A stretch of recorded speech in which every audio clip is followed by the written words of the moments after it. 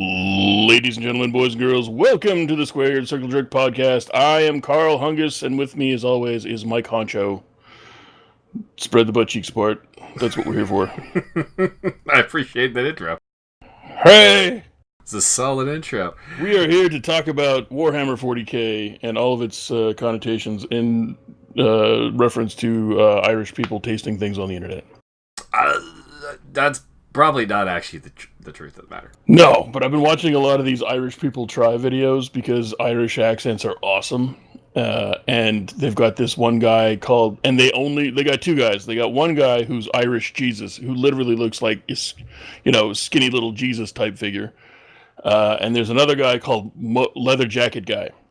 And he is the funniest dry humor dude.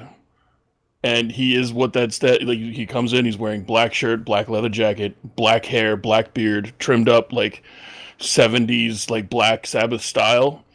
And oh my goodness, he's fucking amazing.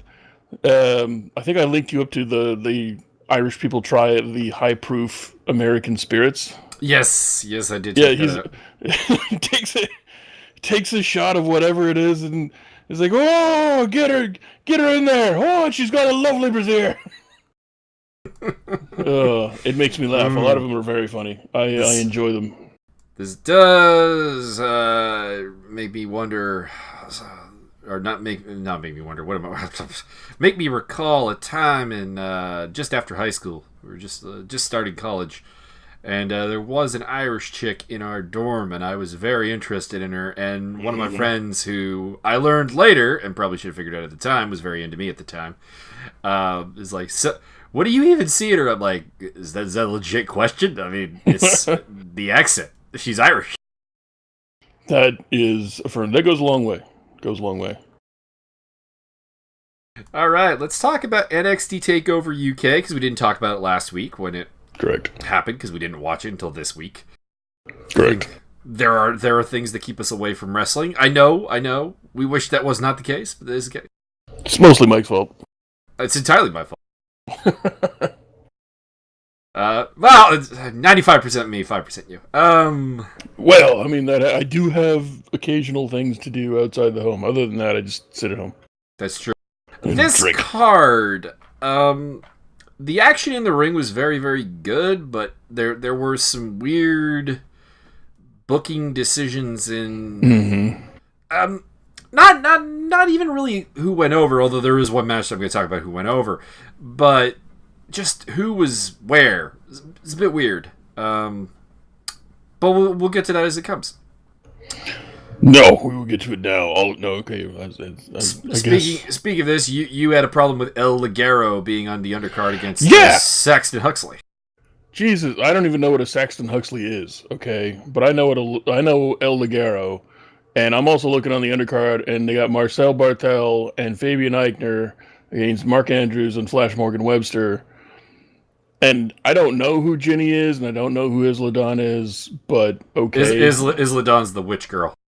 Oh, right, the white witch who's actually evil or something. Well, she's not evil because she's a face, but she seems to definitively not be using white magic. that was that's a little odd. So what I would prefer is I would like to have seen Fabian Eichner versus Ligero on the main card, and just have a longer main card.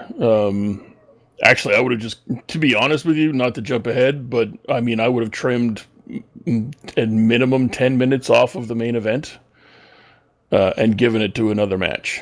I would have as well, because it did, we'll talk about it more in depth, but it did feel like there was probably 10 minutes of stuff we could have cut from the main event. Well, it wasn't even 10 minutes. I would have had the same amount of stuff, but I would have had them take less time between the stuff. I think you can trim out 10 minutes on about there. I thought the pacing was good enough that I don't think you have 10 minutes of just absolute filler there. Fair enough. I'll go with at least 7 minutes then.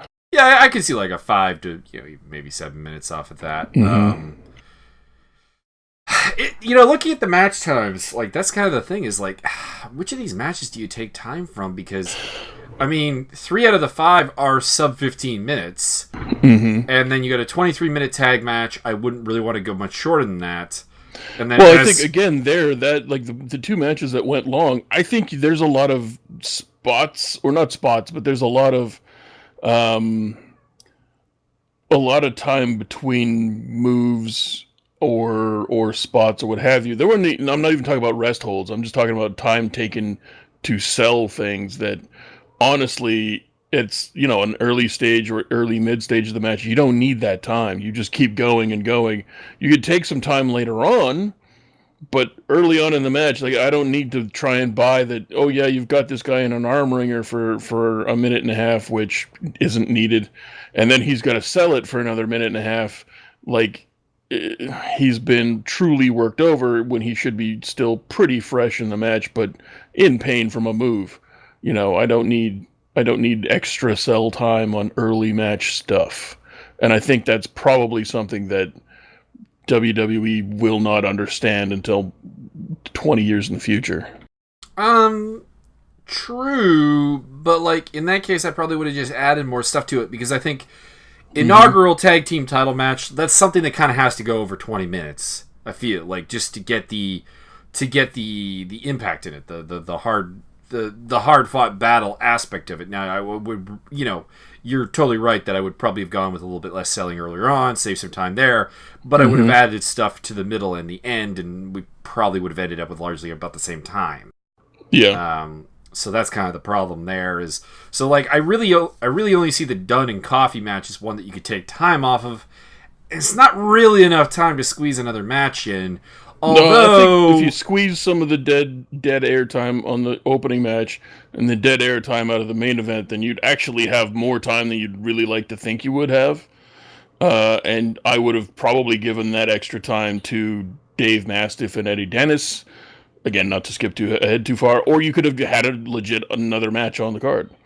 I mean, I would probably have not given much time more to Dave Mastiff and Eddie Dennis because they were reasonably gassed by the end of it, which is not meant to be an insult. I mean, it's an 11-minute match, so you probably think I'm digging at them, but like they went pretty freaking hard on that. And oh yeah, specifically Dennis having to do power spots with Dave Mastiff.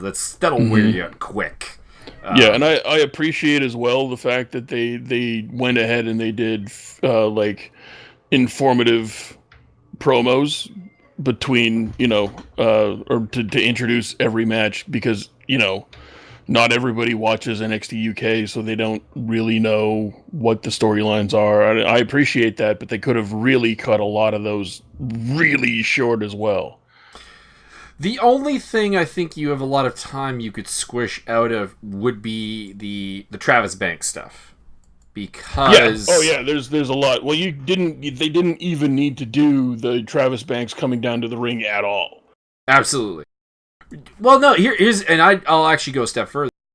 You didn't need to do Travis Banks on the show at all. What you could have done, because I guess we'll talk about this match just now, just because we're talking about it now. Travis Banks did not wrestle. He was booked to wrestle Jordan Devlin. He got attacked backstage, injured, came out, got attacked again, injured enough that he could not continue. You could have done that entire angle on NXT UK television. Mm-hmm. And then also from a promoting standpoint, then you have Johnny Saint's assistant, whose name is eluding me right now, make the announcement that we did have a contingency plan and you will wrestle at Takeover. And then you bring out Finn Balor at Takeover. You still get the surprise. You're probably actually possibly increasing your viewership because you're hinting at some kind of big reveal, which people may tune in for that they were not otherwise tuning in for, which was the whole point of having Balor on the card. To bring eyeballs in. So I think you save time. Maybe you can get another match in there. Or maybe give Balor and stuff a little more time or whatever. It gives you more flexibility for basically a double attack on Banks on a, quote, pay-per-view that wasn't really required and didn't really add anything.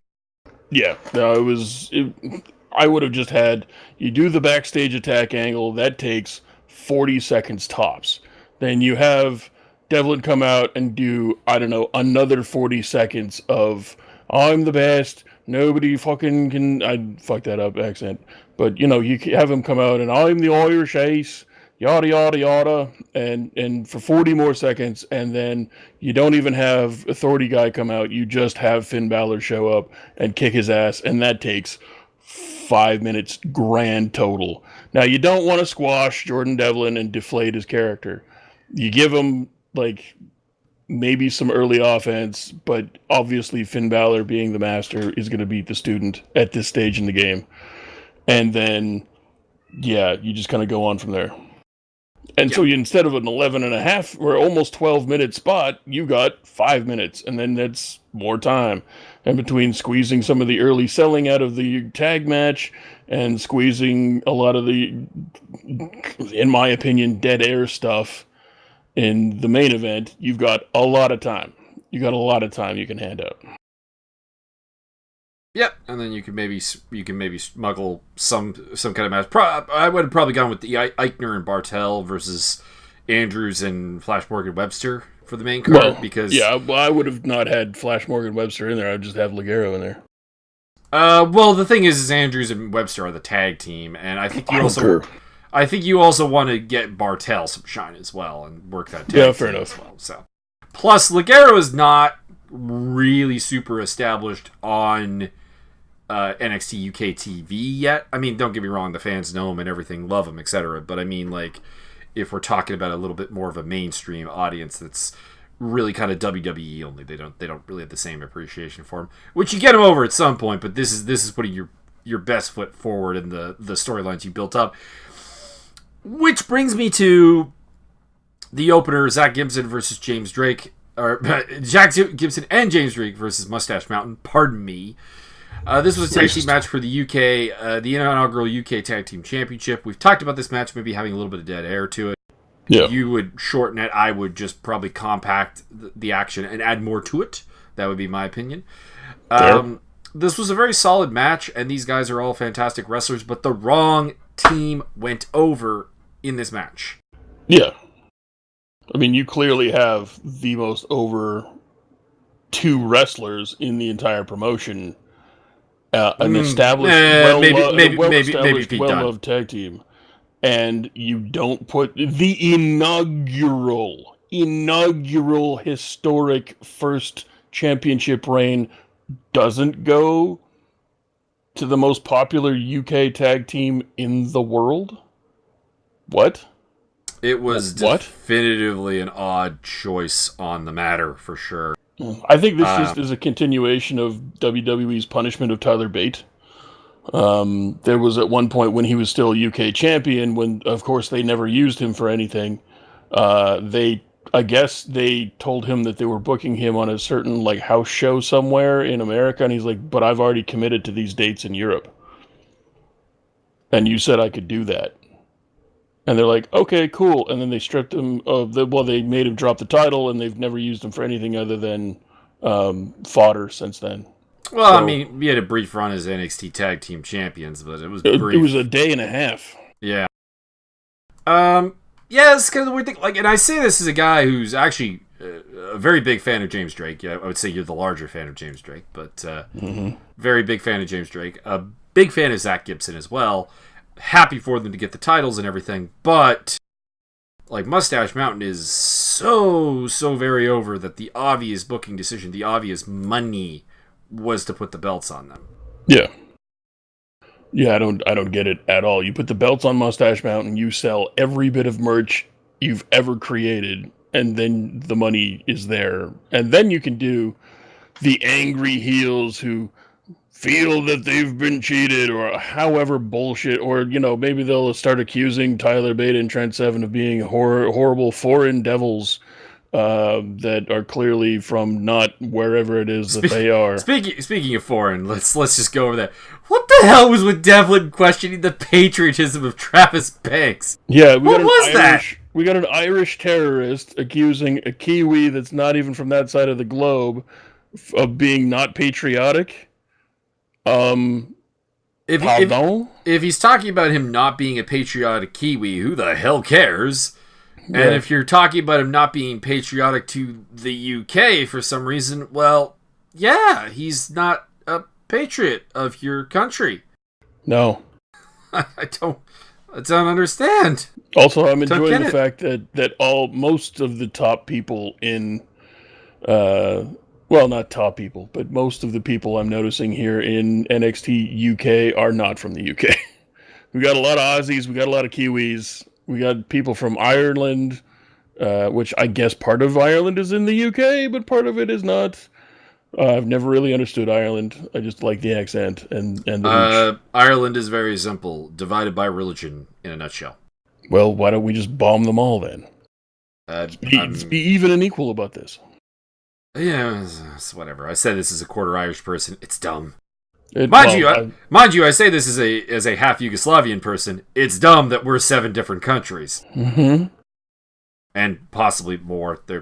Anyways, not to Can get too you political. in the sim? Can we change your? We got to give you a mask gimmick, and you'll be Montenegro. Montenegro. We already And I did will that. just be. We I actually will already just be did Monte. that. We already actually did Montenegro as a gimmick for me. Oh, nice. I will be Monte, and you can be Montenegro. Same outfit, but black. Yeah, I'd be down with that. Excellent. You're like the colors of the Montenegrin flag, and I'm just black. Yeah. Same pattern. You gotta have like the pinstriping and like charcoal. Be awesome. And then we had we've already been over this a bunch. We can condense this. Basically, Jordan Devlin attacked the Kiwi buzzsaw behind the scenes early in the day. He came out to talk. Immediately Pearl Harbored what's his nut, and then smashed his leg into a million pieces. So the match was off, and then the authority figure comes out and says, "Yeah, we got a surprise for you, bitch." And Finn Balor comes out, and there's a needlessly competitive match. Although, again, I understand you don't want to deflate Jordan Devlin as a character. I think also, if we're being honest here, as much as they're kayfabe enemies in this whole thing, I'm led to believe that Finn Balor is still actually very close with Jordan Devlin. Probably doesn't want to squash him because of course he is his teacher. Yeah, no, totally. This was a showcase. This was Finn Balor showcasing one of his students, and I understand that. I know it. But it still went way too long and was way too competitive for somebody who was, I don't know the champion of the champions at one point. I don't know if it went too long, because apparently it was only about 11 minutes and 45 seconds. I'm not really sure how much shorter I want that to be. Yeah. But I would agree that it was overly competitive, considering that you also should be building Balor up for a title shot against Lesnar. Yeah, if he can't go in there and kick the shit out of Jordan Devlin, he's not going to win the title, which he's not because he's not going to win the title. We already knew they want Lesnar to hold that title for 17 straight years with never defending it. Which is fucking bullshit. I'm assuming that there's probably a plan at some point to have Braun Strowman beat him for the title, which would make sense why they don't want him to beat Strowman now. No, I think what they're really doing is they're holding the title on Lesnar until Joe Reigns can come on back and just defeat that big old bully, and nobody will care after like the first day, and it'll all be a giant failure, and Vince will still be scratching his fucking taint. Slightly interested though what a Roman Reigns reaction post leukemia would be. Yeah, and actually, I hadn't brought this up before, but I have an idea that he came out and he did that promo and he says, "My name's not really Roman Reigns, my name's Joe." Have him come back, not as Roman Reigns, but Joe Reigns. I'd honestly even drop the Reigns part and just I would say. Well, you gotta. There's a little. You need a little continuity, and if you want to then just drop it later on, he can become just Joe. That'd be fun. That'd be some 360 shit. Anybody who knows what I'm talking about. And then have Samoa Joe come out and say, "You're stealing my gimmick." Yeah. Well, no, there was a guy back. I can't remember who it was, but they had a guy named Joe. And they're like, "Joe, what?" And his line always was, "It's just Joe." Well, that's what I'm getting at. Remember when Samoa Joe was feuding with Roman Reigns? Who's the best Joe? And Roman Reigns basically just said, "Just some guy, just Joe." Yeah. So, I would have him come back as Joe Reigns because he's already said, "My name's Joe." So just go with it. Fucking go with it. And people will identify. People will be able to sympathize. People will have something to hold on to, not just the prettiest jock in the room who happens to be handed everything on a silver platter. So that's what I would do with that. And then I think you would be able to have a much more sustained, enjoyable reaction from people. I can see that. I mean, in a weird way, the leukemia could end up being the best thing for his career, assuming that he beats it and there's no long-term health complications and so on. Yeah. And I'm not, and you know, as a guy who has had a scare in this regard, I'm not saying cancer is a good thing, but I am saying that this could remove a lot of the negative heat for him if he comes out the other side of this perfectly healthy. Yeah. Then we had Dave Mastiff versus Eddie Dennis. This was a pretty impressive match, actually. This was probably my sleeper, because I didn't think a ton of Eddie Dennis before this match. I'd seen him a couple of times, and I liked him.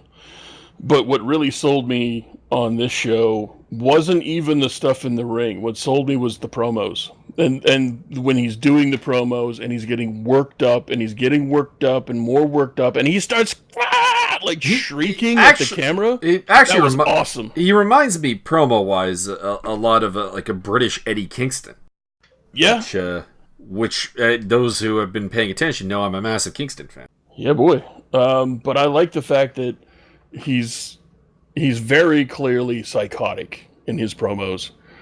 But the fact that he gets worked up to the point where he might be just absolutely psychotic is very impressive. There's nobody else doing that these days. And I think his character works great. I think he needs a little more upper body work in the gym. But other than that, I mean... His physique, if he's going to be a big, intimidating figure, does need some work. Mm-hmm. I like, just the shoulders, the traps, and the chest. Just work those. You'll look really good. But, I mean, that's neither here nor there. I like this match. There was a lot of good stuff. They did do the very stereotypical you set it up, you eat the spot thing. But other than that, I enjoyed it. Enjoyed it a great deal. Yeah, there's some good plunder in here with a couple of weapons implied. Also, big spot with the ring steps, getting basically a black hole slam on Dave Mastiff on him, which is pretty freaking impressive. And he also hit like a razor's edge on him. Although, apparently that was basically a botch, because the move was supposed to be a lot longer than that. But admittedly, if I was the agent for that match, I'd be like, yeah, no, that's not going to really happen. I'm going to have to hold Mastiff up for how long? I'm sorry.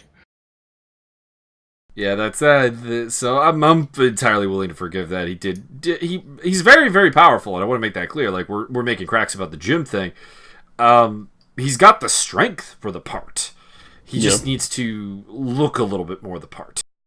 Yeah, I think with looking the part will come more strength, and therefore better, bigger spots, and more ability to do more things. Then we had Toni Storm and Rhea Ripley once again for the UK Women's Championship, battle of two Aussies. Or is Ripley an Aussie, or is she a Kiwi? I believe Aussie. They're both Aussie. Australian, yeah. I said it when Mae Young Classic started with, and I watched Rhea Ripley versus Dakota Kai of all things. And people were at the time were talking more about Dakota Kai, and I heartily disagreed at the time that Rhea Ripley was by far the bigger star. And I think I'm pretty vindicated at this point on the matter. Not too bad. This was a very solid match. They did go back to the Tony might have hurt her back again spots, which, I mean, I guess it's got to be there. I just wish it wasn't quite so early in the match. Because it was like, I don't know, what was it, like 1-2 minutes in maybe? Yeah, probably. And Toni Storm does win with the Storm Zero. Gets the title. Her big win. It's kind of a weird thing, because I want Toni Storm off of the UK brand. And it's not... It has actually remarkably little to do with her, and more to do with the fact that there really is only one woman on that brand that can keep up with her on the heel or face side, and it's Rhea Ripley. And if you're only going to have two massive ones, it's going to get somewhat stale as good as they are, and we're going to keep going back to it. Whereas if you had left Ripley as like the one big star, because she's a heel, you can at least like have plucky underdogs go for it, and you can at least tell that story a couple of times with a couple different girls, try and do some things, and it might develop the division more than having Toni Storm as your champion. If that makes any sense. It's a case of where she's just kind of too good for the division, and she might be more at home on the NXT US roster, where she can, at the very least, if they want to start using her properly, feud with a Candice LeRae and a Shayna Baszler. Yeah. Possibly even a rematch. Well, I think they're with Kairi calling Sane. Shayna Baszler up as quickly as possible. Without, Yeah, I mean, I guess that is the problem. And to put things in perspective, Toni Storm's 23 and Rhea Ripley's 22. So, holy shit, do they have a future? They're already the best thing in the UK, period. They have an amazing future as long as Toni Storm's back stays pretty good. And also, I props up for the Cloverleaf spot. Thank you. We were glued to the TV. My inner perv very much appreciated Tony's ass in that. Yeah, it's a modified Billy Goat's curse, which I enjoy. Indeed. Then we had the Peter Dunne versus Joe Coffey match. I enjoyed the match, but I feel let down that Joe Coffey is on your first takeover in the main event. And I like Joe Coffey. I want to be clear on this. But it feels like Joe and Mark Coffey should have been tagging up against Mustache Mountain for the tag team titles. Yeah. On this card. And I realized that Mark Coffey entered with Wolfgang as his partner in the tournament. But I would have had the Coffeys going for the title against Mustache Mountain, with all due respect to James Drake and Zach Gibson, and I would have had someone else in this spot. Or, going through this again, you could do Coffey Brothers for the titles against, say, Andrews and Flash Morgan Webster, if you just need a face tag team there, and do the Tyler Bate versus Pete Dunne match, because that is... That's the main event that kind of belongs in the first takeover. Like this, yeah. That's just all I really have on the matter. Is that feels right. Yeah, no, I am totally on board with that. I mean, I don't know what is their. I don't even know what their total roster is. Let me just see if I can bring up their roster, and then I can tell you what I think or who should be where. Current champions, where's the roster? Where's the roster? Where is it? Personnel, UK? That's probably where I need to be. We have on the male side Amir Jordan, Ashton Smith, Dave Mastiff, Eddie Dennis, Flash Morgan Webster, James Drake, Joe Coffey, Jordan Devlin, Joseph Connors. Joseph Connors wasn't even on the card, not even on the undercard. What the fuck? Does bear the question, injury, perhaps, maybe? I don't know. I haven't heard anything about it. Goddamn well hope so, because Jesus Christ.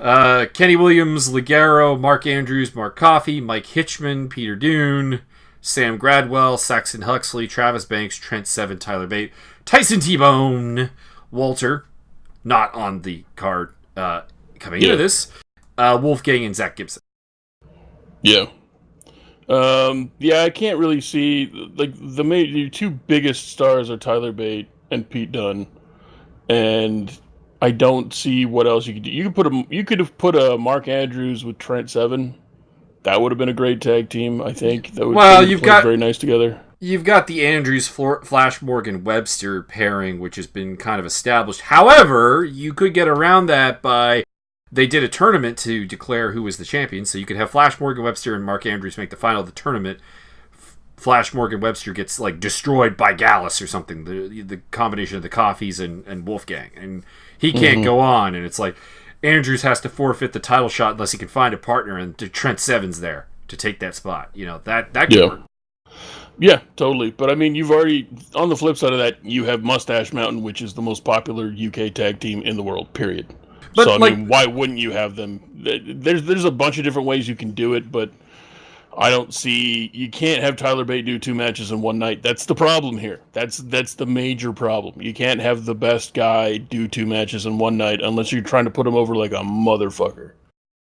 Yeah, well, that's what... But that's the thing, is I would go with the Pete Dunne, Tyler Bate match in the main event over giving Mustache Mountain the titles, because, well, I mean, they didn't do it anyways. Yeah, well, if that's the way you're booking, yeah, you should not have done this. And then you have the champs come out, the new champs come out on NXT UK the next week. It's like, you dumb motherfuckers, we're the champs now. And then Mustache Mountain's fucking music hits, and you're like, oh, you don't have those for long. Which plays into the whole Gallus versus Mustache Mountain feuding, even. Yep. And even you could even have, you could build up Gallus off of this whole thing as a huge heel faction by having them take out.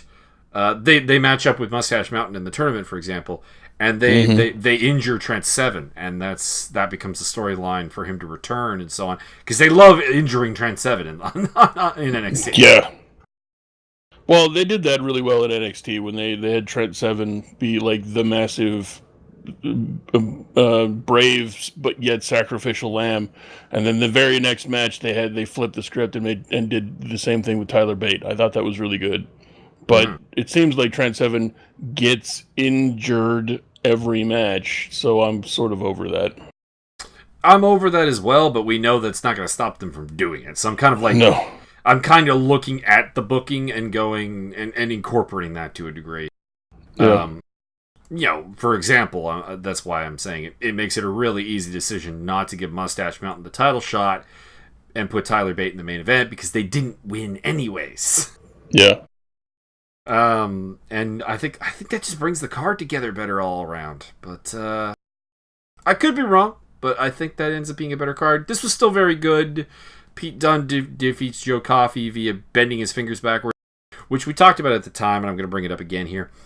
I am so mixed on that because, I think I'm not alone in this. I've had my fingers bent backwards in a car door and stuff, and it's exceptionally painful and so on, and I 100% believe that is a finish. But digit manipulation and damage has become such a part of the British wrestling scene because of guys like Pete Dunne, Zack Sabre Jr., Marty Scurll, even the faces kind of doing it back, like Tyler Bate and Will Ospreay, has kind of made it like it's kind of reduced its effectiveness as a finish.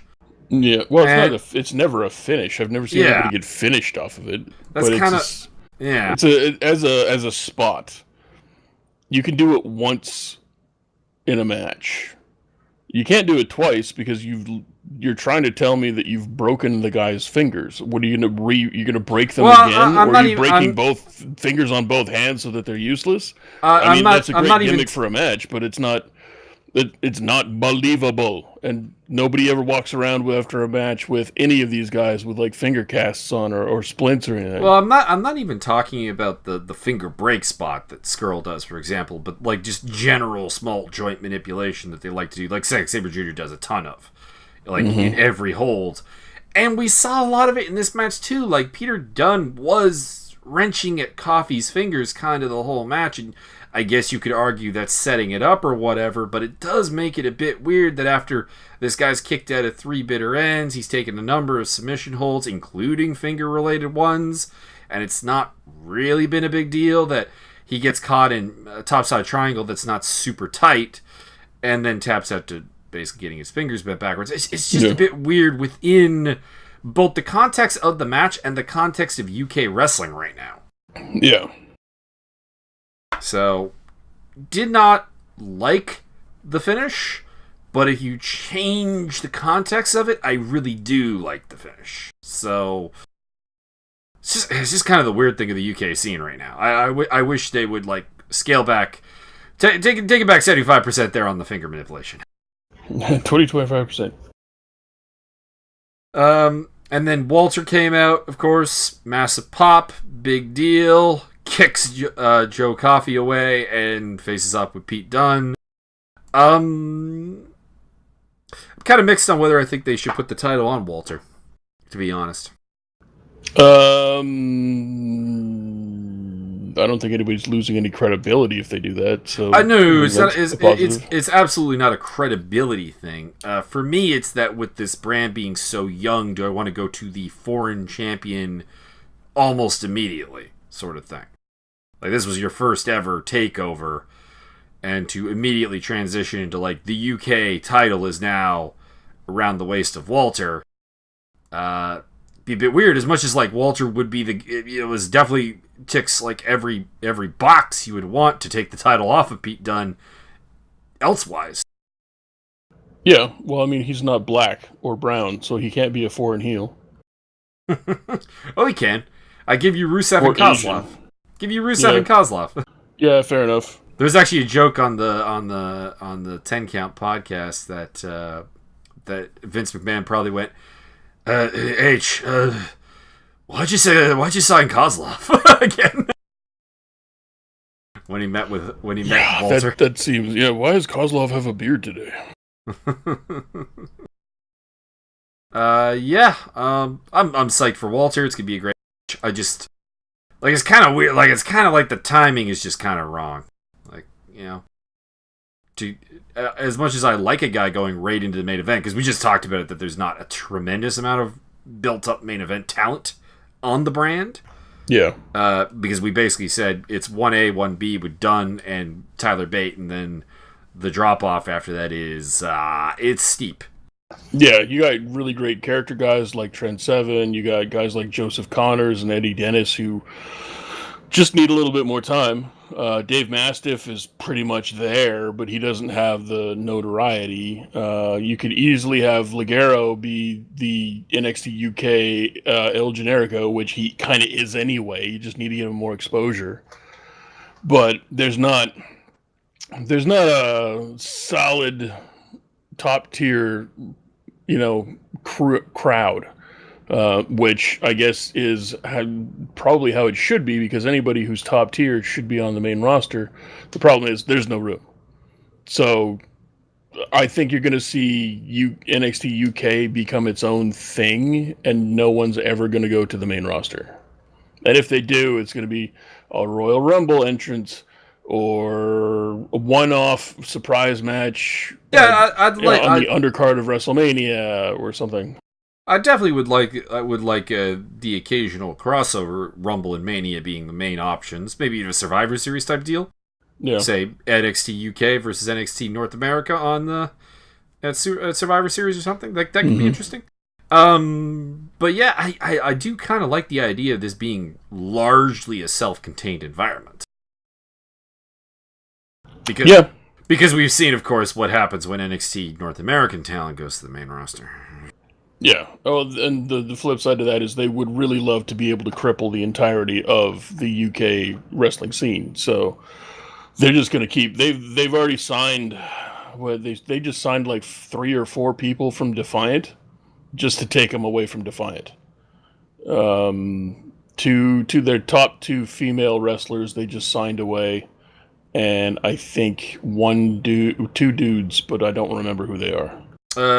Speaking of just denying people stuff, have you heard this rumor that if AEW offers a WWE superstar a contract, they can bring it to Vince, and he's basically had orders that will double it, on the spot? I haven't heard that, but I mean, it's not a bad concept. They've got the money, they can do it. It's not sustainable. It's the dumbest idea in the world to just hand that out, but there it is. And you know what? If I was AEW, I would start making... If that's the truth, I want AEW to start offering people $40 million contracts. Double that shit. Double it up. Double that shit, bitch. I mean, the problem is what happens if someone accepts that? Well, no, you kind of go... I would totally... gentleman's handshake behind the scenes. Dude, you want to be stupendously rich right now? I'll put this down on paper. This is what we'll actually offer you, but I'll put this down on paper and you show this to Vince. I'm just thinking that there's... Fuck it, they'd be crippled in a year. You probably need some kind of... there's probably some kind of legalese that would stop that from being a thing. Oh, I don't know what it would be. There would have to be. There has to be. But I don't see any way you could really do anything about it right now, because at this point they're just desperate. They're desperate to keep anybody from being on AEW. They're desperate to still be perceived as the place to go. I think had they announced what AEW announced themselves, if they would have done that 6 months before, you'd see almost nobody going to the Performance Center. Like Punishment Martinez would not be going to WWE. You know, stuff like that. Yeah, one would hope that's the case, but you never know. Mm-hmm. All right, let's talk about the NXT North America side of things. We opened up the January 16th show with Street Profits versus Chris and JC Metro. I feel like these guys are already buried. They're the fucking Metro brothers. Yeah, they look like greasers. What the fuck? They're low rent Deuce and Domino.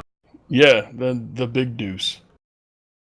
Yeah, I mean, this was basically a squash match with some interesting things with Dawkins and Montez Ford hitting each other to psych each other up, I guess, which, I mean, it's something that Heavy Machinery does every once in a while, and the War Raiders do, and of course the Bludgeon Brothers, but like these are tag teams that are not remotely in the same vein as the Street Profits, so that's it's a bit weird. Don't really know where they're going with that. I don't know.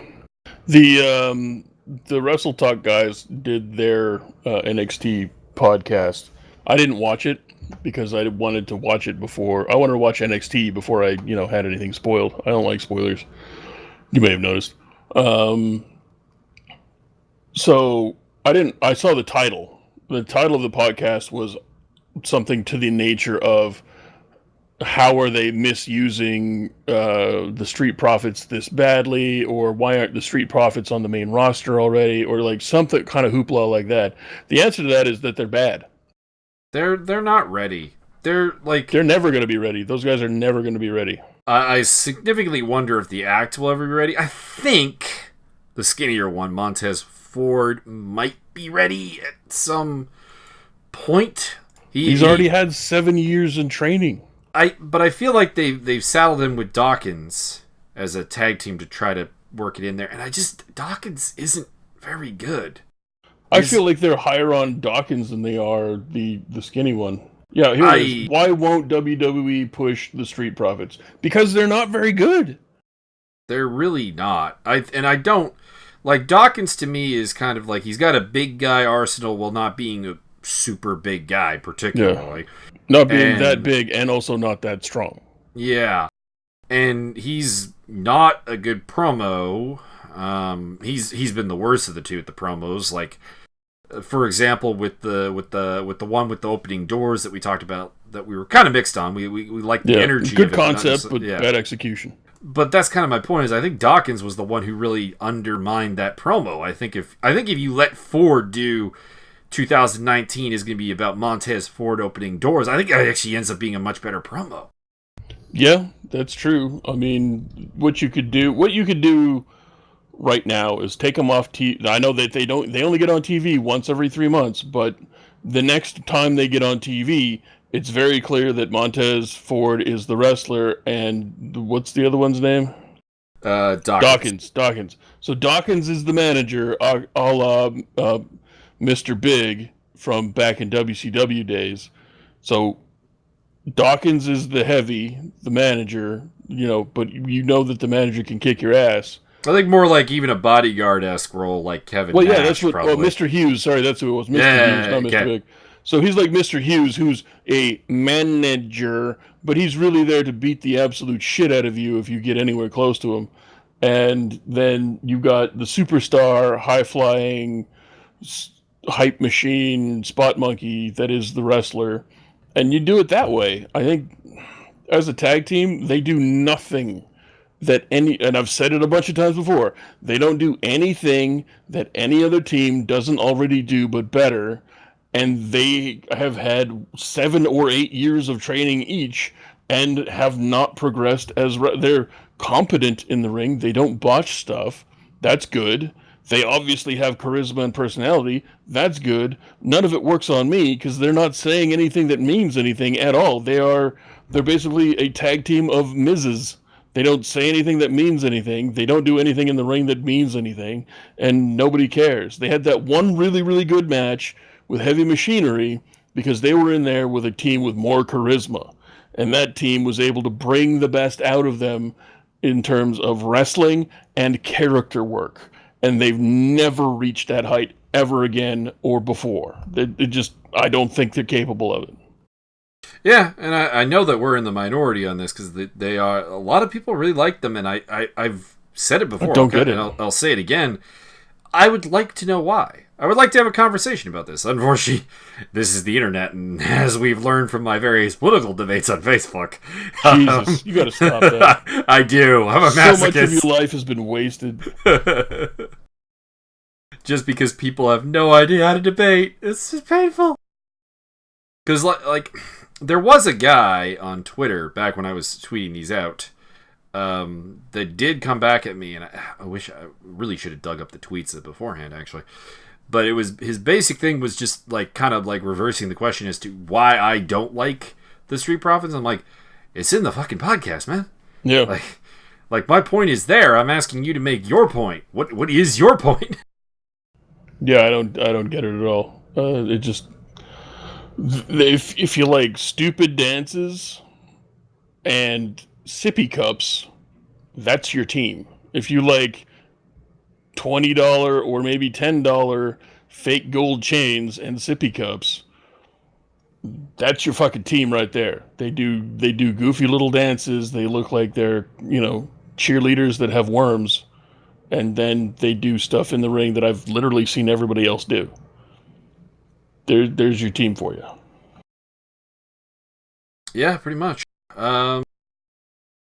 Forgotten Sons attacked them after the match and stayed of this tag team because the crowd chanted, "We forgot you," and "Stay forgotten" at them. And I feel bad about that because I like Jackson Riker, formerly Gunner of TNA. Seems like a good dude and actually a pretty good wrestler and a dude who I'd buy kicking anyone's ass, frankly. Mm-hmm. But yeah, the Forgotten Sons. Number one, I'm not. What is with the name? But number two, poorly used. Yeah, well, the thing of it is that they're supposed to be a disenfranchised collection of ex-military servicemen. Yeah. So but that's the gimmick. The problem is that they loosely kind of fluttered that around in their very opening kind of hype package and have never addressed it ever since then. The other problem, and the fact that I'm sorry, I don't mean to, the fact that they're also never on TV means that no one gets to know who they are and no one cares. Actually, I would say that the problem is that one of them is specifically known because it's Wesley Blake, the former tag team partner of our favorite Aussie, Bundy Murray. Goodness. They were Blake and Murphy, NXT champions and stuff. We know he's not ex-military. Yeah. Spoiler alert, I watched 205 Live and I have notes. Awesome. We'll go through that after this. Indeed. We got Matt Riddle saying that he cannot quarter Keith Lee against Cassius Ohno because he's injured, which I found exceptionally weird because there shouldn't be any reason to... He didn't say he was injured. He said he wasn't medically cleared. Well, that's what I mean is... The implication is that he would totally do that, but the officials won't let him because they're douchebags. But why? Because they're not bros, bro. We've had guys come out to corner people with broken legs, yes, broken bones, seriously damaged legs. Yes, there's no medical clearance to be in the corner. No, you're totally right about that. But I mean, he wasn't medically cleared, bro. So I mean, you need to tranquilo, bro. Yeah. I mean, it's a reason to not have him at cage side, not cage side, but ringside. But here's a better idea. Have Ono jump him again, put him out, take on Lee, then Riddle comes out pissed off at the end to take him on, and we kind of end up in the same place without this logic hole. Yeah. We had Aleister Black cut a badass fucking promo. I am looking forward to him versus Ciampa. Yeah, he's an angry boy. Yes. We had a Bianca Belair promo, which I thought was really rough. Oh, it was bad. I skipped 99% of that. I skipped over most of it, got to the point where she's going face-to-face against Shayna Baszler. Shayna Baszler did a really good job, and Bianca Belair just kind of stood there. I had one problem with Baszler's promo. She comes out with the horsewomen, and she starts talking about, why won't people just fight me, or something along those lines. I'm like, yes, they will. You're the champion. This This doesn't work for a heel champion. This logic doesn't work at all. People want to face you. It's if anything, you that doesn't want to fight because you keep having the horsewomen come out. Yeah, it's useless bullshit because It goes back. It goes back to that whole delusional heel bit, and frankly, Shayna Baszler is better than that. She's a legit badass. You don't need that. Fed professional fights at the highest level. I mean, you do not require these things. Also, you're the female champ who came through and won the title without anybody else's help or backup, and it's very clear that these untrained monkeys in the back really just need TV time, so that's the only reason they're there. And every time they go for an interference spot, they're fucking terrible. Shafir is less terrible. Which one's the smaller brunette? That's Shafir. Okay, she's less terrible. She's noticeably less terrible. That's Roderick Strong's baby mama. Probably why she's noticeably less terrible. And the other problem I kind of had here is that, like, the horsewomen are just a female Undisputed Era, which is kind of a problem, that there's really no real difference between... I mean, I guess they're a more successful one because they have the main title, but like that's the difference, really, in a nutshell. So, yeah... They're trying to get the horsewoman thing over because this will play into Ronda at some point, et cetera, and whatever. But this is a kind of an idea where your overarching arc isn't working with what you're actually booking. Yeah, no, it doesn't make any sense to me. Yeah, I did like the fact that Bianca managed to get away and not get a beat down because, like, semi-intelligent faces are always great. That was I did notice that. I did like that. I like the fact that the part in the promo where Shayna said, like, you're gonna go from undefeated to overrated, and the crowd immediately, like, hot as fuck, overrated. I was like, oh my god. Which is a bad sign for Bianca Belair, I'm just saying. It's very true. The fact that she's undefeated at this point doesn't make any sense. Yeah. Well, I mean, it makes sense if you just have her bulldozing, kind of doing the Braun Strowman, Lars Sullivan thing to a degree. Yeah. I mean, she's got a physique. You could totally put that over. Like, she's way too strong. She's way too powerful. She's really athletic. But she doesn't do strong, powerful, athletic things. But here's kind of the thing, and I didn't really realize it until this, like, face-to-face with Baszler, but I'm like, man, putting her in there with Baszler actually kind of ruins the powerhouse thing, because she's not really not as big, not as all strong. that... I mean, I'm going to look it up now to see if she's, like, booked as being even bigger than well, I mean, Belair. Here's the deal. What you need to do, clearly, is you need to hang her upside down from the scaffolding and use a shit ton of white glue, and then make sure that hair stands straight up on end, and then she's way taller than Baszler. So they claim Bianca Belair 5'1" or 5'7", 155. No, she's not.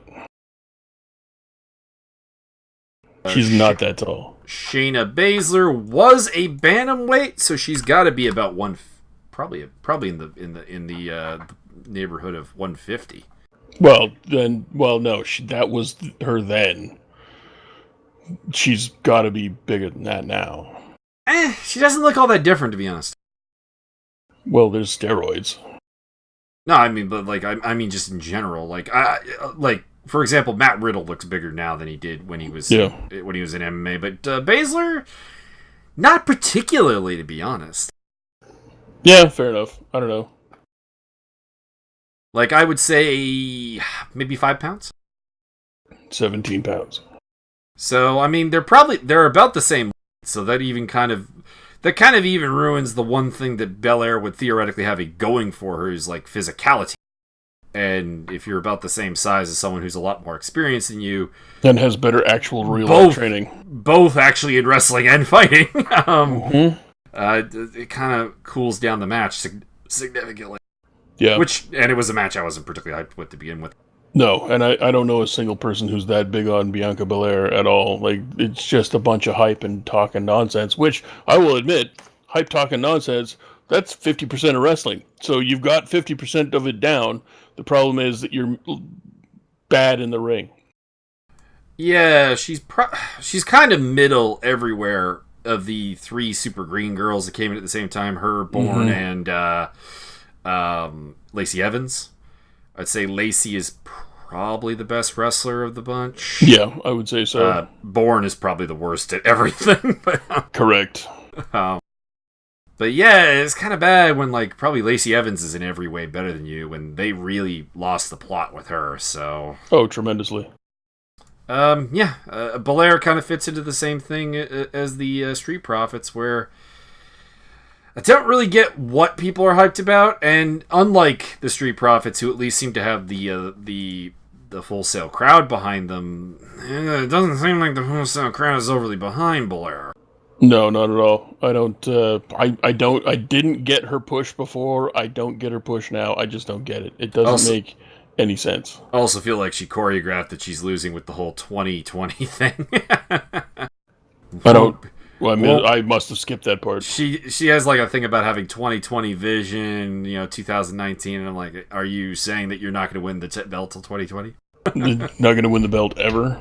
Oh, though she probably will. Oh yeah, it's the Vince pick of the year. You got to put the belt on the least qualified, least experienced. She's not the least. She's not the least. That would be Vanessa Bourne. Yeah, I guess. I mean, they put the title. They jobbed on the main roster. They jobbed out the biggest female superstar of a generation to Carmella 3 times.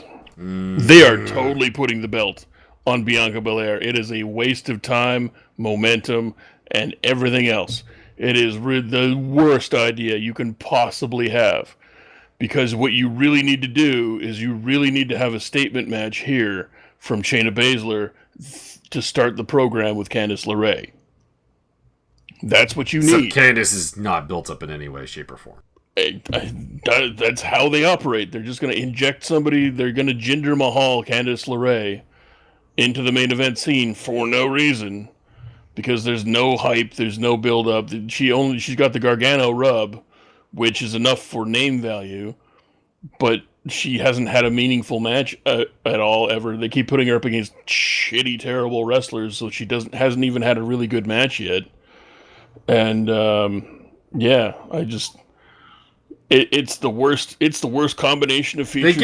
I'm pretty sure that's how that's going to go down. They gave her Nikki Cross, which should have been a good match, but then they fucked the storyline all 5 ways from Sunday, and it ended up being kind of meh. Yeah. Then we had the match that confused me the most on this entire card, and not necessarily the booking of it. I want to make clear. Adrian Jowd versus Dominic Dijakovic. With the Vic, you got to get the itch out. I will use the Vitch. Thank you very much. That's incorrect. That's not what it's called. Yeah, I don't care. I've care? I've been to the country.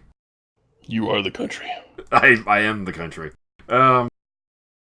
Okay, so both of these guys confuse me. In the case of Dijak, why the hell did they go with the heavily Yugoslavian name only to make him from still Boston? I don't know. I understand you don't want to call him Donovan Dijak. You want to make it something that you can probably copyright, fine, but you just, in this age where you're cutting down Andrade Cien Almost to just Andrade, why are you making names harder to pronounce for most people and longer while cutting other people's names down that are not even that hard to pronounce? What the hell? I demand that he become Donovan Dijakovic. There you go. Junior. Triple D, man. Yeah, Junior. He's got to be Junior. And then with Adrian Jowd. Now, I understand that I know more about Adrian Jowd than probably most WWE fans because I know a lot about his brother from his time in the IFL. So if you didn't watch the IFL, you're probably not as versed with the family as me. But he's a wrestler, judo guy. He's a grappler. And he comes out and he starts doing the kind of capoeira dance fighting thing in his warm-up. And I'm confused immediately. And then when he wrestles, he wrestles like he should. Like a judoka wrestler, grappler guy. Like he's actually kind of making MMA grappling style work in pro wrestling. I actually really enjoyed this match. But what is with the entrance What is if lie to me at least? Say he also does capoeira or something. Jeez, they're like he's a BJJ and Aikido black belt. Why is he doing capoeira then? Yeah. And I know that annoys me more than it really should, and probably more than it annoys anyone else. But still, yeah, it's very. They don't do anything the right way around. They just don't. It's pretty fucking bad from head to toe. I mean, NXT has a lot of good moments, but they also have a lot of shit that doesn't make any sense. And you know that's Vince fucking reaching way back from the grave and sticking his dick in things. It's the Cesar Bononi thing is the same thing. Man is a decorated Brazilian jiu-jitsu. Could I see some grappling out of this guy then? Because he just keeps getting his ass kicked. Well, he went for a couple of heel hooks, but they were bad, and it made no sense because Donovan Dijak just doesn't. Well, I'm talking about Bononi with that one. Well, yeah, but okay, well, whatever. But Donovan Dijak just doesn't have in that particular match. Donovan Dijak doesn't have a grappling background that I'm aware of, so he wouldn't be understanding what the hell he was supposed to be doing. I mean, he has a grappling background in the sense of pro wrestling. That's about it. I mean, like I said, I enjoyed the match. I'd really like to making kind of a believable grappling style actually kind of work in the match, and I love the Feast Your Eyes finisher for Dijak. Yeah. But it's just there's a lot of shit here that doesn't make any sense. Correct. Is he a war criminal? Probably. That's where I thought they were going when they extended his name, but no, he's just from Massachusetts still. Okay. Would just call him Whitey Bulger and have him get over it. We had a pretty good War Raiders hype package. I enjoyed that. And yeah, not too bad. We also had a pretty good matchup between Johnny Gargano and Humberto Carrillo. Yeah, I'm a little confused as to why this was competitive. Again, trying to figure that out. I feel like Gargano just wants to have competitive matches with just about anybody, but like the match on its face just didn't really make any sense because this is a guy who's getting a shot at the North American title, the hands of against Ricochet, a takeover, and you're putting him there with Carrillo, who's part of a jobber tag team. So, I mean, I get that Carrillo's super young and might turn into something, sure, but I mean, maybe in like 5 years or something, we're going to look back on this match and be like, yeah, this was the beginning of the Humberto Carrillo push, but I doubt it. Yeah, well, they did put him on 205 Live after botching that announcement. Mm-hmm. Ciampa cut a pretty good promo on Aleister Black about him being gullible, still doesn't understand that the champ will wait till Takeover, because it's what a main event player does, and he's not wrong. Yeah. He is not wrong. He just basically calls Aleister his number one puppet and that he should be careful what he wishes for. Dun dun dun. Then we had some stuff with the Dream, and then we went into Cassius Ohno versus Keith Lee. And this was not as good as I was hoping it to be, but it was okay. It was pretty decent. Yeah. In the end, Ohno used a ref bump and a low blow to get the victory. Matt Riddle comes in. Ohno bails the fuck out. And, Riddle versus Ohno continues, basically, that feud. Yeah, this was kind of the match that I thought was going to happen, but I hope wouldn't. It was fine. But you talk about Chris Hero versus Keith Lee, I would want a 5-star match. I would settle for like 4 1/4. Just because you don't necessarily have a lot of time to work with, but better than this. But you got to know that's a thing that could happen. You just give those guys, you throw out the trash that you had before, and you go, okay, we're just going to film this. And you just tell guys, go out there and do your thing and tell a story. It's pre-taped. You could have this match be a whole episode. No, you know what? Actually, I'm gonna disagree with you and simultaneously slightly agree. I would have had this match at Takeover because we're going back to Ohno versus Riddle, but you know what? We had Riddle out for what? 1 week, 2 weeks. You want to sell that injury? You have him out for longer. You have Lee go for Takeover here with Riddle in the corner, preferably. And then you either have Riddle maybe cost him the match because, as much as he's the face in this whole thing, he's a pissed off face. and Ono can whine and bitch and want his payback against him, and it works out that way. Or you have Ono beat Lee in semi-similar manner to this with a dirty win, and that sets him up for the next takeover. Boom, there you go. Yeah, beautiful. Because now we got no Keith Lee on takeover, which not cool. Yeah. There's no reason that. I mean, can we get Keith Lee versus Punishment Martinez? That'd be sweet. Can we get Keith Lee versus Punishment Martinez versus Donovan Dijak in a 3-way? That would be sweet, but we've unfortunately completely fucked up. We've kind of already fucked up the whole Punishment Martinez. That is correct. Anyways, moving on to Impact, which, speaking of a company that confuses me, we opened up with KM versus Caleb Conley, but this was not really a match because Brian Cage just came out and destroyed, everybody. Rawr. He's angry that Killer Cross is getting a title shot in Mexico when he was promised the next shot. Johnny Impact does come out, only to get jumped by Cross and Moose. Cage kind of scares them off. He's going to pick the bones, and then they come in and destroy them both. Yeah, so there you go. Both of your big stars laid out by Killer Cross and Moose. Not necessarily a problem, but probably just a bit too cliche. The African Prince himself. Eli Drake comes out to join the commentary table for Ethan Page versus Eddie Edwards, and this match is really just about him talking about Eddie Edwards wasting himself as a hardcore wrestler and how he's, he is a fantastic wrestler. He just needs to get back to being the American Wolf that was Eddie Edwards, as opposed to this Tommy Dreamer with a couple less LBs. Yeah. Which I kind of agree with, because I'm not really sure why they've gone with this Eddie Edwards hardcore gimmick, to be honest. To be completely true. I don't know. I think they seized upon the infamy and notoriety of him taking the baseball bat to the skull, and they've gone with it. Maybe this is a whole legitimizing Eddie Edwards as not just a really good wrestler, but also a legit tough guy, and then he's going to come back to being a really good wrestler again. I don't know. Or maybe Eddie Edwards himself decided he wanted to change. None of that really makes any sense to me, but okay. As a fan of hardcore wrestling, if I were Eddie Edwards, I wouldn't elect to be the next Tommy Dreamer. No. We had OVE, cut a pretty, actually, really good promo. I mean, very simple content here. Rich Swann come home, and we're facing LAX tonight, but just fantastic work as always, because freaking Sami Callihan is amazing. Jeremiah Callahan. Speaking of amazing, we had the Rascals being high as fuck, and this was great.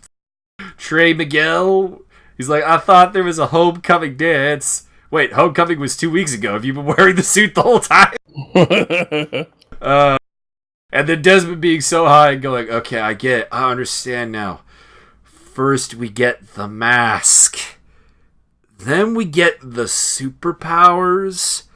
And then we get the wins.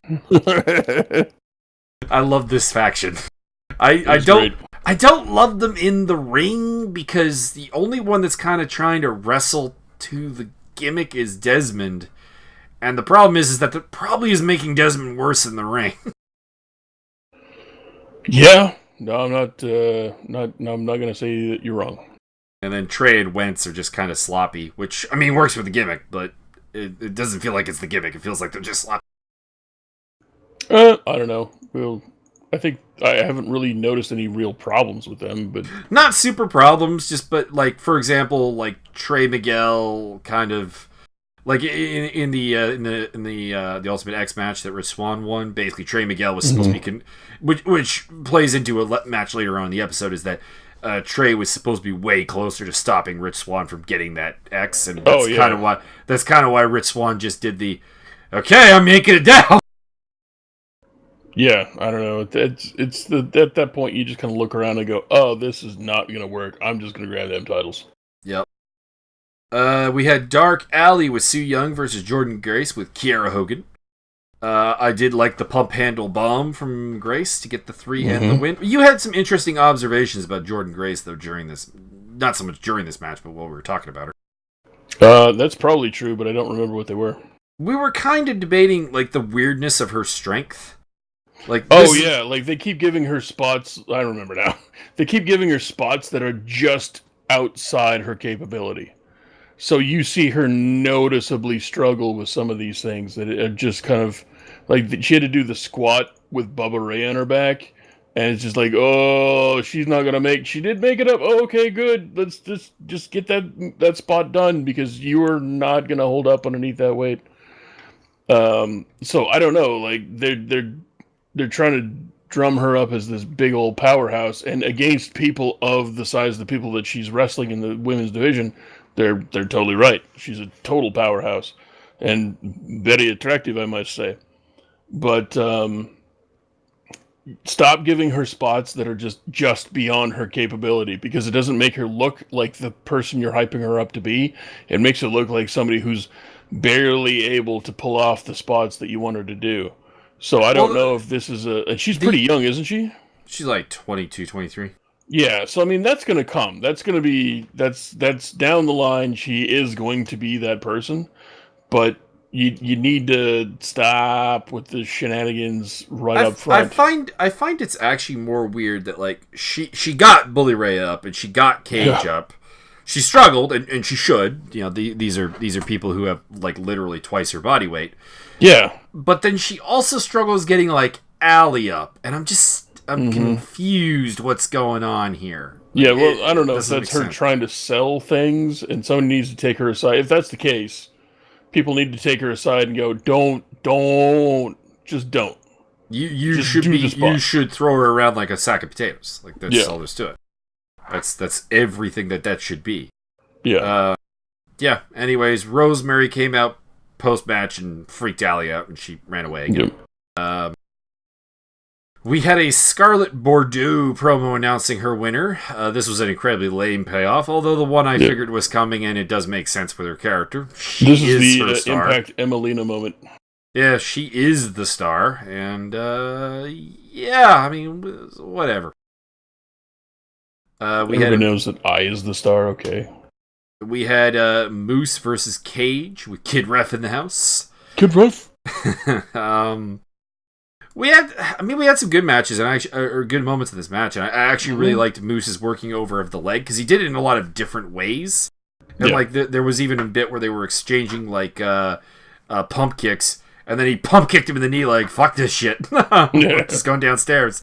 So this was actually one of Moose's better matches, to be honest. Yeah.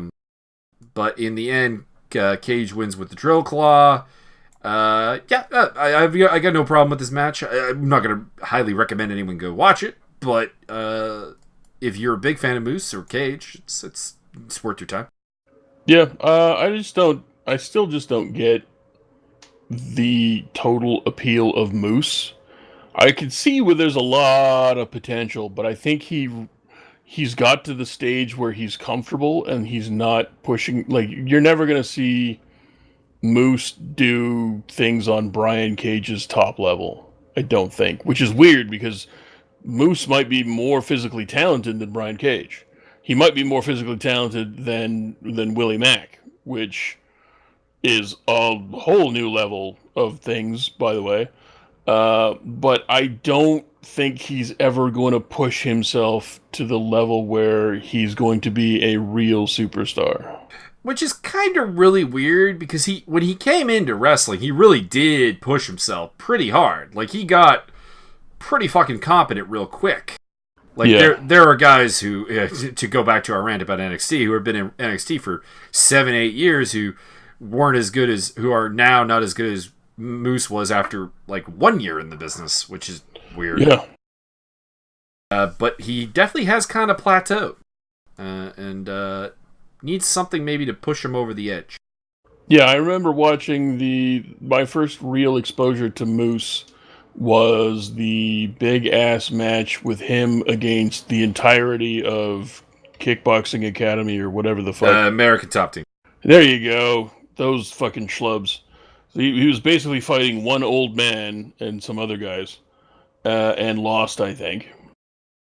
And that was my first exposure to him, and I was like, okay, well, this guy, obviously not a top-tier talent, but he's making progress, and the crowd's behind him, so he's got some charisma, and so things can happen. I can see what's going on, and then I've seen nothing else other than that from him. I think I can see where he can go, but I don't see why I should care right now.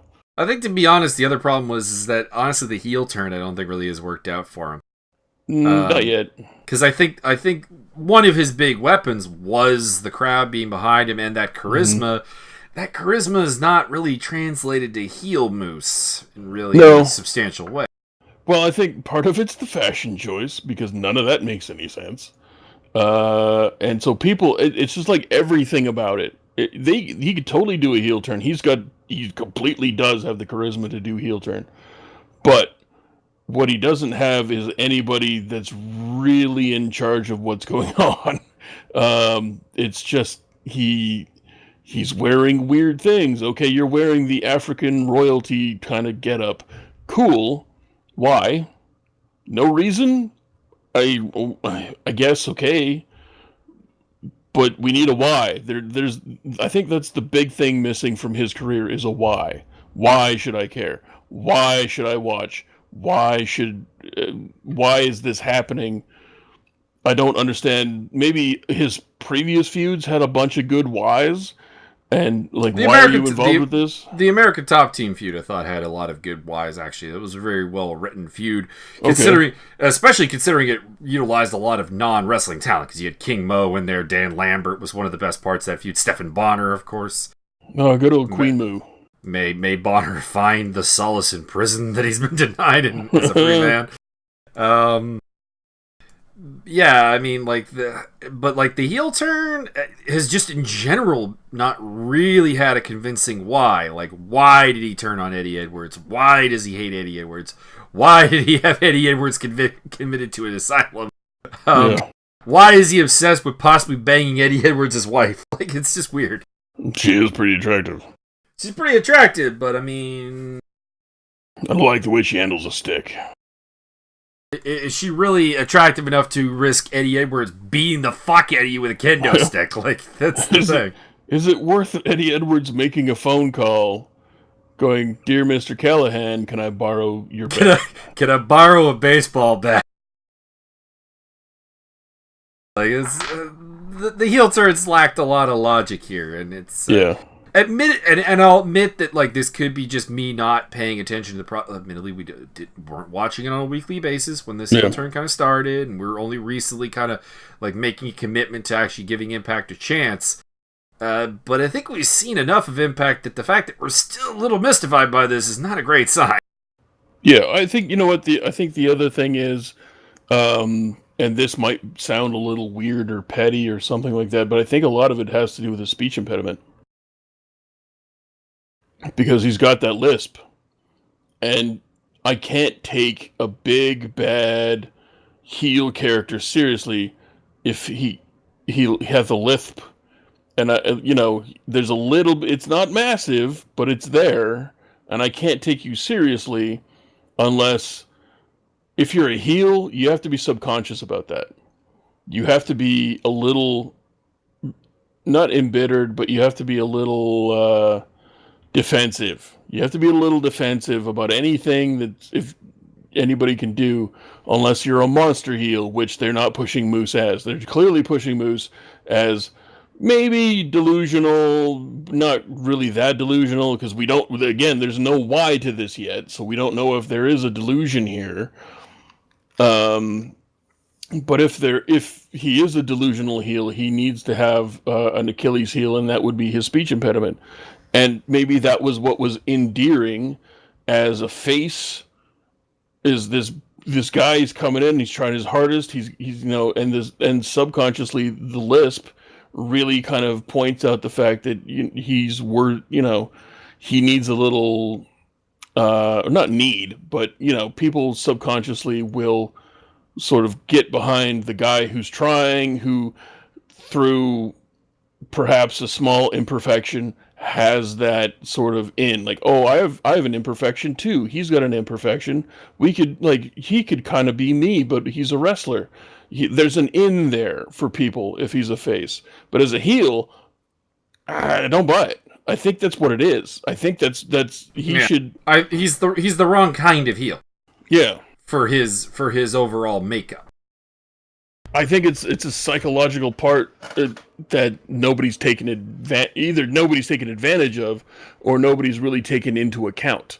If you're going to make him a heel, and he has this, he has to be defensive about it. And you get somebody like Eddie Edwards, who's big, bold, up in your face, swinging big old Singapore canes. You're like, and just kind of point out the fact that shut the fuck up, motherfucker. You can't even talk right. Yeah. Mind you, then you just make fun of his Boston accent, but okay. I mean, yeah, that's also a crippling disability. But it makes Eddie Edwards endearing. Yeah. Yeah. Then we had a couple of promos here. We had Taya do a little bit of a phone interview with Josh Matthews about not running away from Tessa, and she can't wait for Killer Cross to get what's coming. It's either going to come from her or from Johnny. Yo. We had a Killer Cross promo. This was fucking great. Yeah. So good. Good old Killer Crotch. Not really a lot in the way of like content to discuss here. It's I'm coming for that belt in Mexico, but yep. But it's so good, so good. And then we had Tessa Blanchard freaking out, killing staff, possibly Gail Kim, yelling at Scott D'Amore and Sanjay Dutt until she gets suspended. Whatever. I'm sorry, was this Bianca Blair? I zoned out for a second. This was Tessa Blanchard. Yeah, same thing. Then we had Trey McGill versus Rich Swann. We fought on Fridays, Miggle. Not a ton to talk about here again. He won. I mean, there was Trey was not winning this match. There was no tension whatsoever, and he hit 450, got the 3 for Swann. OVE comes out and throws the shirt at Rich again, but LAX is here to fight, and the LAX versus freaking OVE match, well, the Chris basically was really, really good. LAX with the all the mother effing tandem offense you can think of. Jesus Christ. Bruh, spot of the year so far for me was the suicide device. Yes. Jesus goddamn Christ. So, if anybody's not familiar, if anybody listening to this podcast doesn't know anything about wrestling, there's this tag team called the Road Warriors. They're the greatest tag team of all time. Fight me. Fight them. Fuck you. Fight them. Fuck them. Fuck you. Go right ahead. Go right ahead and fight them. You're not the greatest tag team. Oh, the Dudleys. Fuck. Boom. An animal puts you in your own grave. So I say this as a massive Dudleys fan. I want to be clear about this. Big fan. Favorite tag team growing up. Because the Road Warriors weren't really around when they were around in WWF. And I didn't really get to see ECW all that much. Big Dudley fan. They're not in the conversation. No. It's not. I mean, they're a distant second or third place. I can see that argument, but they're not the greatest tag team. Road Warriors won titles that don't exist anymore. Same can be said for the Dudley Boys, but that's mostly on Paul Heyman. But the Road Warriors did this move called a Doomsday Device. And Animal got a guy up on his shoulders in an electric chair position, and Hawk would climb to the top rope and smash your lungs through your spine with a giant lariat off the top rope. And you fell on your head. Just an interesting trivia bit. There was a time when there was a bit when it was Animal who actually was coming off the top because Hawk had injured something on his body. I don't remember what it was, that he couldn't take couldn't take the dive anymore. Yeah. And there was I don't know, maybe a month or two where it was actually Animal having to do the top rope portion of this, and it was a little ugly. Not gonna lie. I don't remember that, but I can see that being not pretty. Anyway, if that's the Doomsday Device, and what happened in this match is motherfucker set other motherfucker up on his shoulders outside the ring, and motherfucker number 3 inside the ring hit the ropes and did a tope suicida fucking spear and murdered motherfucker number 2. I don't remember who was involved, but those are accurate statements. I believe it was Jake Christ who ate it. Yeah, I think so.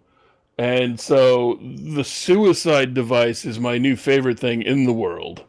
Holy fuck, more of that, please. I also love the finish. The finish was basically like this rolling suplex deal, super kick, super code breaker, wheelbarrow toss into the pin. Jesus Christ. It was nice. I liked it. LAX may have, if not the best, top three, bare minimum, tandem offense. It doesn't necessarily make them top three tag team. Probably have them about top five, but really, really amazing considering these two guys have not even really been tag teamed that long. No. Not even in the business that long. It's fucking impressive. I'm impressed. And I'm just hoping Diamante heals up and I can get my favorite eye candy back with them. There we go. T. Which I'm weird because no one else really agrees with me on the Diamante thing. I don't know who that is. But I'm just agreeing with you. You gotta look it up. She's not actually. She's really not super hot, but there's just something about her that I find absolutely engaging. LAX is backstage. They meet up with the Lucha Brothers. They're having their little fun, and then one of them, I want to say it was Santana, basically kind of says anywhere, anytime, and Conan is like, "You motherfucker, what are you doing?" So we'll get another Lucha Brothers versus LAX match, and hopefully it'll be as awesome as the last one. Indeed. I'm actually sorry, I'm distracted with looking up. Okay, so it's Angel Rose, a.k.a. Diamante, or Correct. Diamond in Spanish. Mm-hmm. And yeah, I can. Listen, that's a young Lita. I can dig on that. Mm-hmm. All right, and you said you had 205 notes, so do share. 205. Motherfucker. Okay, not much happened. I'm gonna be real upfront. It wasn't all that or bags of chips. The cliff notes are your boy Lio Rush came out. The only thing I can really, the only thing I've written down and or can remember from his like minute and a half promo was he referred to the show as Leo 5 Live, which I'm good with. That was awesome. And he had himself a match against some guy named Lunchbox Durango. And he had this point where like why you gotta harsh up my boy? I'm trying to be funny. I'm sorry. They use humor as a mask. And or I'm good at it. That's not wrong. So part of Leo's promo was that the Lucha House Party can't, like, they're cheating fucks. And they use numbers to their advantage, even though they don't directly interfere all the time, but they kind of interfere, and they're no better than just like the worst people because they interfere regardless. And so all three Lucha House Party guys come out for this match, and Leo immediately like, no, fuck you, cut the music. This is exactly what I'm talking about. All three of you guys are out here. You know you can't fucking beat me one-on-one, so you brought your boys. You know, without saying it, chicken shit piece of garbage. And so, you know, Lunchbox sends the boys to the back, and Leo Rush wins. He Pearl Harbors them immediately. As soon as the boys are out of there, he Pearl Harbors Lince Dorado like right away. It was really good.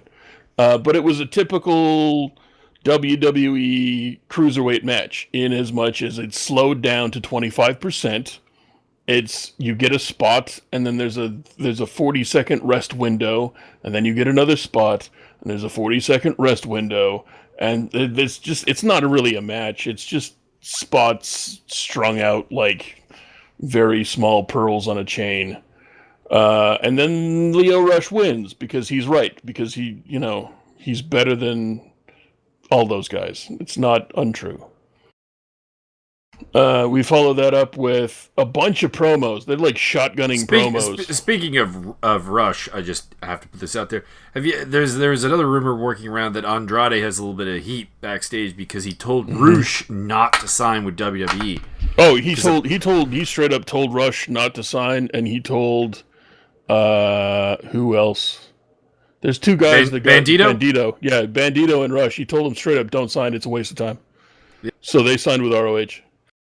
Absolutely, and it absolutely is. Yeah, 100%. So they're shotgunning promos on 205 Live. Everybody gets, okay, you get 20 seconds, go. And so they had some dual promos. The only two of note that really are worth watching is apparently Brian Kendrick is now mentoring Akira Tozawa, and it's this weird odd couple shit. Because Kendrick's still, and he's shaved. Kendrick is now clean shaven. He's back to Spanky Vision. This is a little bit of like, how should I put this? Short. Believing your fans have the memory of a goldfish, because these two had a really heated feud that kind of got Tozawa over, goddammit. And he won the feud. Why would he be mentored by Kendrick? None of that makes any sense, and it doesn't matter because nothing Vince McMahon does is memorable. So from what I can tell, Kendrick's trying to mentor Tozawa, and Kendrick is in this, like, still in Kendrick land, and he's still, I am teaching him the ways of the evil and bad guy stuff, and roar, and then Tozawa just smiles his Tozawa smile, and he's like, yeah, and that could possibly be the most entertaining thing on TV. Period. Then just go back to the Titus Worldwide thing with him. Then Jesus Christ. Oh, absolutely. Titus Worldwide was going really well. Good thing they fucking swept that under the rug like they're idiots. And the next promo up was the other Persian, the other rich Persian guy. Arya Davari. There you go. I legit couldn't remember his name. I literally only have him written down as the other rich Persian guy. Apparently, he is now the other rich Persian guy hype man for Hideo Itami. So that's what that is, I guess. And then we had another match, which was Bundy Murray against Mystery Open Challenge opponent, who ended up being... This was the Carrillo, of course. Yeah, this is the spoiler that they fucking handed out 3 weeks ago that everybody knew was coming, because their social media team is trash. So...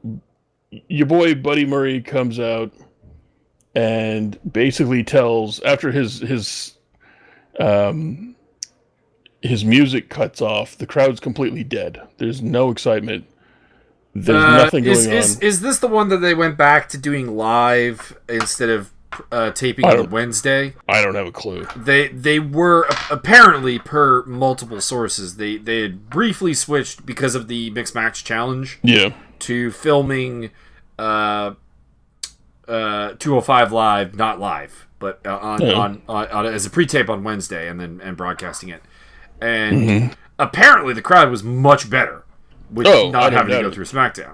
And apparently Vince McMahon, despite Triple H's wishes, has basically said, "Oh, pal, we need as much live content on the network as possible." So yeah, nobody agrees with that. We're going back to live. Have you seen pictures of Vince McMahon lately? I mean, if you were going to have like a different schedule and do like live, I don't know, Friday night or some shit, sure. Yeah. But not doing it live after SmackDown, terrible idea. And no, I've not seen a recent picture. He looks like death. That guy's going to die in 2 years. We can only hope. Anyway, the crowd, like I said, his Buddy Murphy's music dies. And the crowd is dead, completely dead. And the champion of the Federation asks the crowd, or no, first of all, he tells the completely silent, not hyped crowd at all to shut their mouths, which elicits two people to go boo. Then he asks the totally dead, lifeless crowd, don't you know who I am? Or you probably don't know who I am. And like, you're the champion, and they just said your name out loud. What the fuck? Are you retarded? I mean, in fairness, they probably don't know who he is because no one really pays attention to 205 Live. Boom. Yeah. And then they bring out yada, yada, yada. He berates the crowd some more. They're very listless about this. And then the big mystery opponent but they also did a spot earlier with TJP coming in and obviously wanted that spot as the challenger. And then Spud, Rockstar Spud, basically tells him, "Oh, I'm sorry, it's filled." And then TJP just basically laughs in his face for another 5 minutes and then walks off like, I knew you just weren't going to do that for me because you're a fucking asshole. And he's not wrong. I anticipate TJP to AEW confirmed. And so Humberto Carrillo comes out, I barely know who the fuck this guy is, and I've seen all of his matches that have ever existed. And my note here says Percy should butcher his name several different ways. This should be good. Yet Percy Jackson did not fuck up his name. It's almost as like he's learned how to pronounce words. It's kind of cool. After about 5 minutes after the bell rang, there was no wrestling. They were just countering the countering to the countering to the countering to the countering. And it took them a long time to actually have a wrestling match. And it wasn't even really... I mean, I like the athletic display and the counter to the counter. I like chain wrestling. This was not good. I was legit bored. And it was just... And they gave him a lot of time. They gave him, I think, like 25 minutes. And it was just not very good. It was... Again, we're going to do a spot, and we're going to wait 40 or 50 seconds, and then we're going to do another spot, and then we're going to do a rest hold, and then we're going to do another spot, and then we're going to do another rest hold, and then we're going to do another rest hold.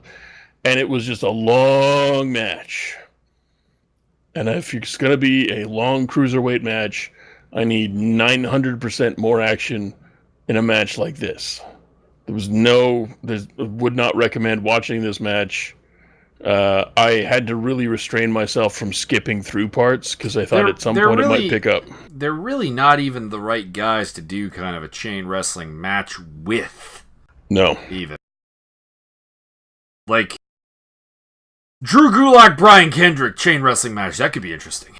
Oh, Drew Gulak, Tony Nese. Come on, son. Half an hour of that, please. Tozawa yes, versus Gulak. Please, yes, please. All of that. But Buddy Murphy basically does... I don't know, man. Like, I realize he's been in the business over a decade. I don't get that impression when I watch him wrestle. It's just not... He's a lower mid-card guy. That's, in my view, that maybe I'm Vince McMahoning the shit out of him right now, but that's the impression I get. He's needlessly angry about things that aren't a problem. He tells silent crowds to shut their mouths because he doesn't know anything else to do.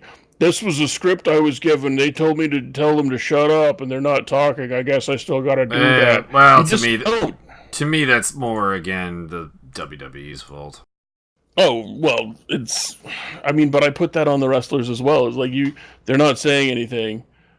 Let's say something else to get them riled up, and then tell them to shut up. Yeah, I mean, I am... They're discouraged from doing that, but I am on your side just because with AEW being a thing, unless Bundy Murray believes that AEW would not see any value in him, I suppose. I can't see that being a thing at all. I think you could make something out of him without really any particularly too much of a problem. No, you don't even need him to talk. You can just show up. You get this angry red-haired dude who's jacked. He's an angry Jack Ginger who, when he does wrestle to his strengths, is pretty fucking entertaining. Yeah, he can still barely hit his own finisher, by the way. At least it's a somewhat difficult finisher to hit, I guess. He fumbled that like 3 times trying to get that to work. I don't get that at all. Yeah, it's a little weird. Yeah, so I mean that was 205 Live. There's still a ton of potential there, but it's not coming through. Which is kind of the same thing we were saying beforehand, unfortunately. Yeah. That's really all for today's episode, because really the news is more like specter and rumor of like what does AEW do to the business in a nutshell. Yeah, there's we don't really have answers right now. The big rumors right now is that after last, is it Raw? The Dissension or whatever the fuck. The Revival. The Revival. There you go. The Revival basically finished their match, got their win on TV, and went right to the back with their gear still on, and went, we want our release now. And they also wore the "fuck the Revival" stuff on there. Yeah. Yeah. So it's but the word backstage, or the word coming out of WWE, is no one's getting their release at all. Period. No one's getting released because no one's going to AEW. Which, by the way, spits in the face of the whole independent contractor thing. Yeah, and apparently the Canelli, Mike Bennett and Maria Kanellis apparently also asked for their release. Maria is now denying that. They both are strenuously. Oh, so Mike's doing it now too? Okay. Yeah, apparently they're both denying it strenuously because they were both turned down, and so they just want to save face, whereas I guess the Revival don't give a fuck. So, like, what are they going to do? Not put you on TV? Well, already don't do that. I mean, it also could be a matter of how long the contract is. The Revival could be, I don't know, towards the end of their contract. No, their contract's another year, April 2020 apparently. Yeah, but what's the Kanellis' deal? Like, are they? I have no idea. Probably another 2 years. I believe the Kanellis has recently signed just like another contract, pretty damn recently. So they're probably on for like a somewhat long term. Yeah, probably another deal. 2 years. The other big rumbly rumor is that apparently your boy Nick Nemeth's contract is up in, is it the end of this month or the end of April? I can't remember. I thought it was the end of April, but could be. Not 100% on that. So there's big rumors that your boy might actually have a career. Also, Jerry Lawler got re-signed for a 2-year deal with a pay raise. To do what? to do nothing. To not go to AEW is the answer. To go to like 3 pre-shows a year? To not go to AEW is basically the answer. Yeah. Apparently JR's writing out his contract. So, I don't know. I don't know what's going on there. All I know is that in the producer role, you have Mr. Ass and BJ Whitmer. Mm-hmm. So, could be good. Could be good. And apparently they signed Jungle Boy, who I wasn't familiar with at all. I can't remember. He's got a famous father. I don't remember who that is. But I have heard from a couple of reports that they wanted to sign Jungle Boy to like a 2 or 3 year contract, and the kid and his dad negotiated that down to a 1 year contract with AEW. So I don't know what that means. Jungle Boy is the son of Luke Perry. Oh shit! Right, I forgot that.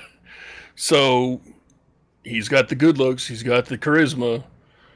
Hopefully he's got the athletic talent, and we can go from there. So yeah, apparently Cody wanted to sign him to like a 3 or 4 year deal. Nice. And that's kind of it. I mean, your boy Omega's contract's coming up in a week or 2 weeks, just a week and a half. And apparently Kushida is signing with the Wobbly Wobbly Bee, which I think is a massive mistake. Because you'll never get to see him wrestle ever again. You just won't. But hey, man, if you get paid, you get paid. You get paid, and I guess you're rolling the dice that you'll get to do something. I guess, the thing with Kushida is that he is looking for a new challenge, and like it or not, Asian wrestler in WWE is probably the greatest challenge on the planet right now. That is 100%. So it's going to be interesting to see. Nakamura and AJ Styles contracts are coming up. The Good Brothers contracts run until the end of summer, I believe. Ty Dillinger is making noises. Zack Ryder is making noises. Dude, I would love to see all those people just go straight to AEW and actually have careers and TV time and contracts and things that work. Absolutely. I think that's all for today's... No, there's one more. There's one more.